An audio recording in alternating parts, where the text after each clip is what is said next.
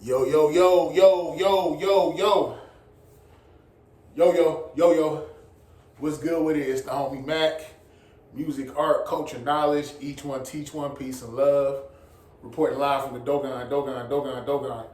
Yeah, this is first of all, subscribe, hit that like button, tap in with the movement over here at 82 Kings.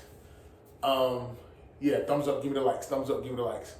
Real quick, this is a session of Mac Minutes. And I want to talk about Booker T. Washington. When I was in undergrad, I want to say I was imbued more so, like, I was very much imbued by revolutionary acts, be it more specifically, just freedom fighters, whether it be Nat Turner, whether it be Denmark Vesey, whether it be Harriet Tubman, whether it be John Brown, Huey P. Newton, the list goes on. I like people who were agitators, and I think I juxtaposed that energy with Booker T. Washington. And when I was in college, I felt like Booker T. Washington was a coon. I am ashamed to say that. I was very vocal about that. I felt like Booker T. Washington did a lot of shucking and jiving, and yes sir, we's like just Sambo coon. And I thought he was he capitulated to white supremacy. He appeased white supremacy, and basically he wanted the white power structure at that time to understand. You know, we're going to be submissive black folks. You know, don't worry. We're not going to try to agitate. You know, these laws you guys got, these vagrancy laws, Jim Crow laws. Y'all can do it. Y'all can do it. We just want to be good Negroes. Just accept us. That was the energy that I got from Booker T. Washington. Now, 20-something years later, looking back on it, I was completely wrong about Booker T. Washington. Booker T. Washington was a civil rights activist. He was a philosopher. He was a writer, organizer.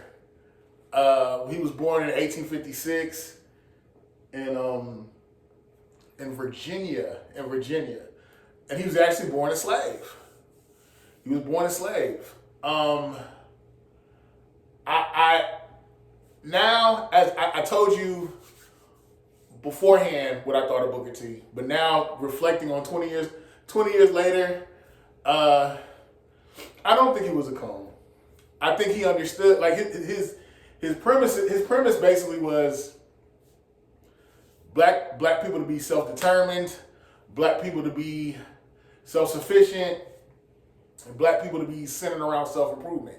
And he felt like through trades, dignifying trades, labor, you know, we could achieve, that could be a means to that end, to the self-sufficiency, to the self-improvement.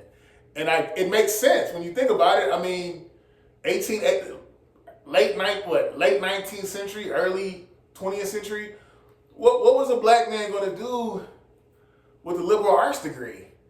You know, and I'm not saying like, I have a degree, so I'm not anti-college at all, but it makes sense. You're coming out of 1865, Reconstruction, you're coming out of slavery, and you have a lot of skills. We were, you know, the blacksmiths, tilling the land, just labor, trades. We were very skilled. We knew how to fix things. We knew how to build things. So naturally, it makes sense to get your economic footing through your skills. That's all he was saying. He never said like, hey y'all, don't go to college. Y'all Negroes know y'all ain't smart enough to go to college. He never said that. He was just saying, look, we got these skills, these trades that we learned through bondage. Let's use these things again as an economic footing to create an economic power base. That's all he was saying. You know, and I heard people say things like, oh, he was anti-intellectual. That's BS. You know, read Up From Slavery. It is replete with thought-provoking discourse. You know, I can see why some people thought he was a coon. I thought he was a coon because he wasn't getting his Huey Newton on, getting his Nat Turner on, you know, getting his Harriet Tubman on, pulling out a burner, you know. And I think, you know, all that stuff sounds good, it's cool, but let's keep in mind the greater social context. Bottom line, this is late 1800s, early 1900s when he came into prominence. I want to say Up From Slavery came out in 1901. Tuskegee Institute, which he founded, I think it was founded in 1881. Around this time, you had black people getting lynched. I'm talking about, and I'm not making light of that. I mean, people, like, there was very little to no recourse. You're dealing with draconian policy. You could be arrested for nothing. You could be killed for nothing. You know, you could literally,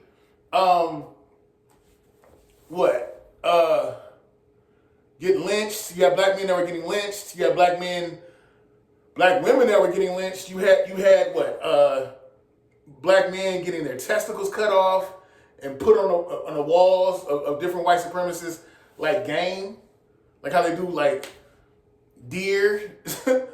You know, you had, you know, the whole anti-lynching movement. You know, and the thing is, ultimately, what I'm saying is, we did not have the resources to go to war with white supremacists like that. So the best way to do it was just like, look, we will be U.S. citizens. Let us work. Let us prove to you. Let us show. And maybe he was wrong. I understand the pushback for him feeling like this. Let us prove to you. Let us show you that we can be a part of your system and it won't be a threat to you. But I realized he had to take more of a passive, docile approach because we were getting killed left and right, you know? And I know it's sexy to think about, you know, you're a freedom fighter, you got the gun, you laying stuff down. I know that sounds cool, that sounds real sexy, but I'm a realist. And at the end of the day, okay, it makes sense. How can we find, well, first of all, you can't negotiate with white supremacy. But I understand at that time, what recourse did Booker T. Washington have? He knew he had these skills. And I think he was just trying to get these white people to understand, like, we're not trying to take control of this country. We're not trying to overthrow you. We just want the same rights and privileges that you have. Give us a chance to grow. And I like how he said the whole five-finger theory. We can be as separate as five fingers on all things social, but united as a fist on all things that strive or push towards mutual progress. Basically, like, look, y'all ain't got to rock with us. Just leave us alone. We'll leave y'all alone.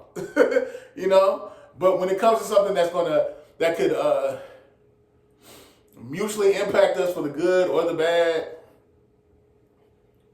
we need to unite on that premise. But again, there's no negotiating with white supremacists. But at the same time, a lot of the donor money, the money that Booker T. Washington got to set up Tuskegee Institute, it was from white donors. Let's keep it a buck. We didn't have that much, we had very little economic power back then in the late 1800s, early 1900s. Come on. So it's like, there's no way around it. You needed to have white people pour into you, you know, and support you. It is what it is. I think there were a lot of forward-thinking white people, okay? And it's weird saying this now because I know, like, younger me would totally rebuke, castigate me for saying what I just said. But at the end of the day, it's about survival. And I know you want to be dignified. You know, in the midst of survival, you don't want to be subjugated. But it's really easy to say on our Facebook posts, in our tweets, and our Instagram posts, what we would have done back in the day. It's very easy to say, oh, we are not our ancestors, which is bullshit to even think like that. The fact that you are here speaks to the strength of your ancestors. The fact that you are alive shows that, you know, your genealogy pushed forward. Anything that exists in nature and thrives it survives. Anything in nature that exists and thrives, it's overcome something, and it survived. Okay?